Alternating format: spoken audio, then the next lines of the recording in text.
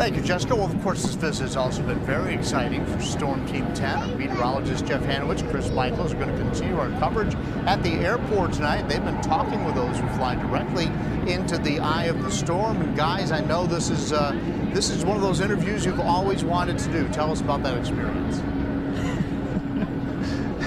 It's been on my bucket list to get on one of those things. Yeah. Not only here at the Roanoke Blacksburg Regional Airport, but like in a hurricane as well. Yeah, this is like Christmas morning. I was telling Jessica during 10 News at noon, I actually had trouble sleeping last night. This has been such a cool event, and you know, there are some people that actually get to call this their office. In fact, I want to show you some video here as I spoke with Lieutenant Colonel Jeff Ragusa, and he told us that each storm not only has a different name, but a different personality. So when I asked him about what storms are tougher to fly into, he gave us quite the surprising answer.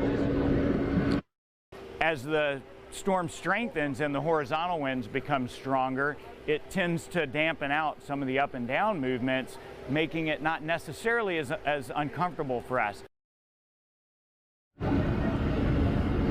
So Ragusa was flying into Michael shortly before it made landfall and said that because it was interacting with land, they were in for quite the bumpy ride. So we got a tour of this aircraft earlier today, and it was for us obviously really cool because we study this and everything like that. But you really get a sense of how they can really forecast and get better data into the forecast models and everything like that. So we're going to show you the impact that this has not just on the forecast, but also on this community right here. We're going to talk with National Hurricane Center Director Ken Graham, and he'll tell us what he thinks the biggest impact of this event will be. That's coming up on 10 News at 5:30. Live in Roanoke for Chief Meteorologist Jeff Hanowitz, I'm Chris Michaels, 10 News, working for you.